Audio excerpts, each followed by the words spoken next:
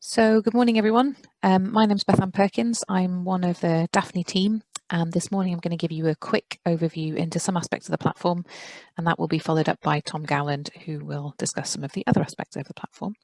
So hopefully you can all see the login page here, my mouse on the screen. Thank you for the nods. So I'm going to log in as a random non-administrative user that we use. A word to say before I log in is that there is no register button on this page. So as Brian has mentioned, and I think Rosie has put a link into the comments, if you would like to have a login to DAFNI, then please just contact us and we'll get that set up for you. So if we log in, then your first view of the DAFNI platform covers the main areas that DAFNI supports. So data, models, workflows, and the management of assets. I'm going to cover data and management of assets, as I've mentioned, and then Tom will follow up with models and workflows. So in the DAFNI data catalogue, this is the NID, as Brian mentioned, National Infrastructure Database, we call this. We can see that for this non-administrative users, there are about 545 data sets in there. That's actually an underestimate of the true value. There's actually around 1,000 data sets in there, but many of them are private. So this particular user can't see all of the data sets available. But what they are able to see, then we've got a nice clear interface here. We've got some filtering available based on the source of the data, on the subject of the data, and on the format as well. So you can narrow down your options, and you can also search by date range and text in the usual way. So what I want to do is lead you through adding some data. So the data that we have on the DAFNI catalogue at the moment is community driven. So the majority of data sets that we have there are in support of the models and the workflows that we have on the DAFNI platform, though we are working to expand that into priority data sets. So like, for example, UK CP18, a climate related data set that's of value to a lot of users. But aside from those kind of key data sets, then we do ask users and encourage users, please to upload your data from your projects and share that with the community as you would like to do. So to upload data, it's fairly straightforward. You presented with an add data page and then drop in some files. So this is just a very simple text file and a very simple CSV file, which can make things quite quick. And then we come to some metadata. So we add in, I will go through these. So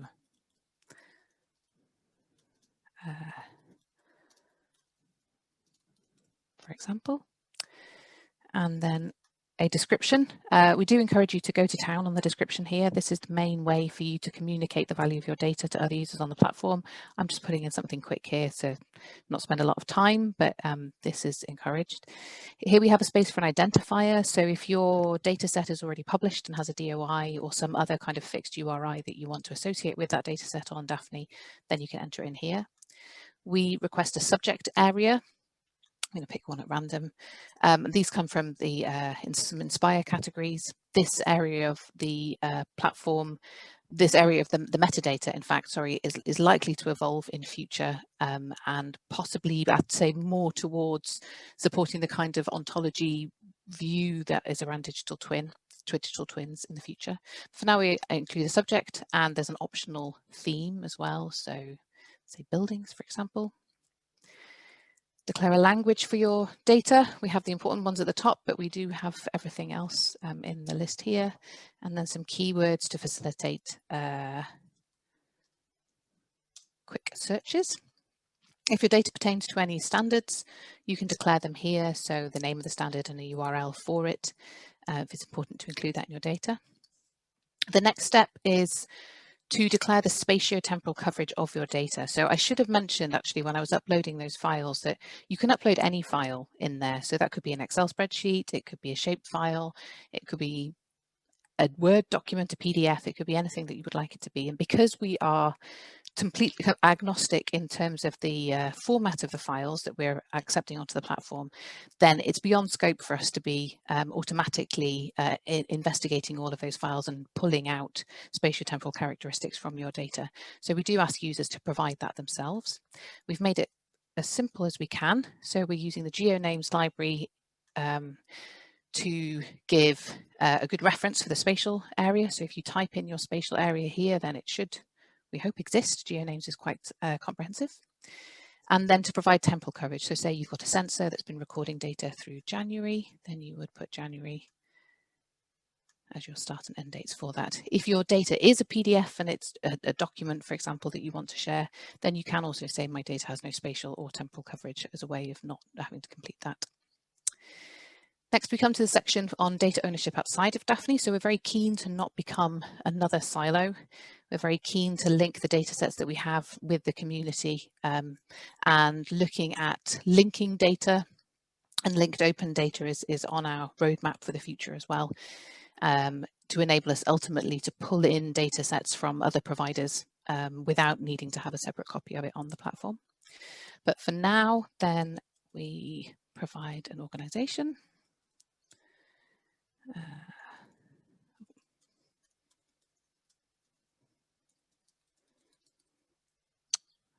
Great, take caps lock off. Okay, fantastic. So you have an organization here. This would typically be your university, for example, and searching on the front page will be done on the label of the organization, so the name. If you wanted to shout out about a particular person who was involved in that work, then you could add them in here, their name and or some kind of identifier for them. We ask you to say when the data was created. So let's say our sensor finished recording at the end of January, so the data was created on the 1st of February. You can add in an update frequency if your data is going to be updated frequently. If you have a publisher or intermediary holding, so if your data is being stored on data.gov, for example, or the European Open Data Portal, you have like a third party that's already hosting your data that you want to declare, then you can put that publisher in here. And then finally, we ask for a contact point, so a human being at the end of an email address. Oh, excuse me.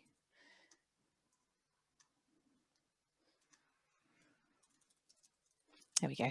So we ask for a human being to be at the end of an email address that you can ask questions of this data to. So it's not, if there are any questions, then people can get in touch. Finally, we come to data use restrictions. So we do mandate that you provide a license with your data. We suggest, if in the absence of any other licenses, then we suggest CC by 4 to make, say your data is open and you're happy for others to use it and share it. But you can change this for a particular license if you so wish. And if you want to declare any rights in particular around your data. So I think this kind of applies to government data most strongly. And then finally, if you've used GitHub at all, then we do support versioning of data sets. So once this is created, I'll have the option to amend the data set. That won't overwrite this original record. It'll append another record to its side and we keep the history. So in order to make that history navigable by users, then we ask for an update note. So initial data upload is usually a good one to start with. And then read and accept DAFNI terms and conditions. Make sure you've got all of your files there before you publish them. And then we upload our data set. So we can see now here's the data set that I've just created. And if you go in, we have a nice dataset detail page describing that, all of the metadata, returning all of that metadata that we've put in.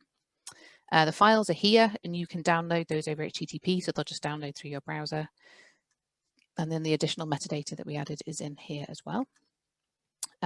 Quick thing to note, the license information is here, so this is a link through to that license that you put in.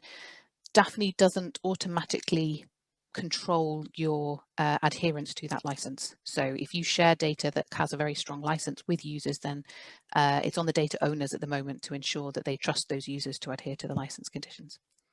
And finally, we have some dataset and dataset version IDs, which were minted when I created the dataset. And these you use in workflows, as Tom will show you shortly, and models. So as I said, you can edit the dataset once it's been created. So if you've made a mistake, that's not a problem. You can come back and change it. You create a new update note. You can also delete the dataset or a particular version of the dataset if you would like to.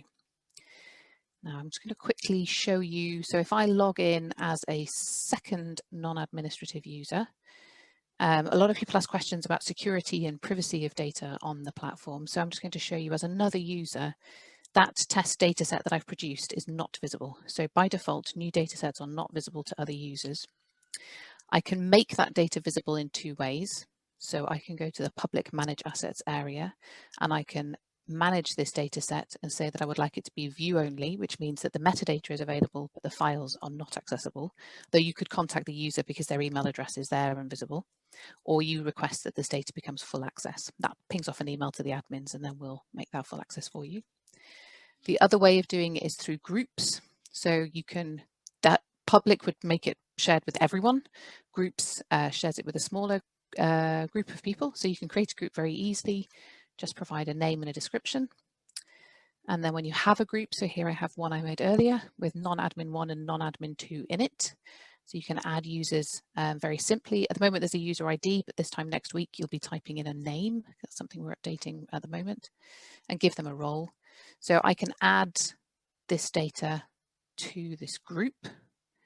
I can say that, let's say user 2 can view, read, and update that data set. And then if I switch back to my second user, so non-admin 2, and reload the page, then they now have access to that data set. So that's how you can share data on the DAFNI platform, and models is coming online very, very shortly as well, to be able to share models in the same way. And I'm going to stop there and hand over to Tom.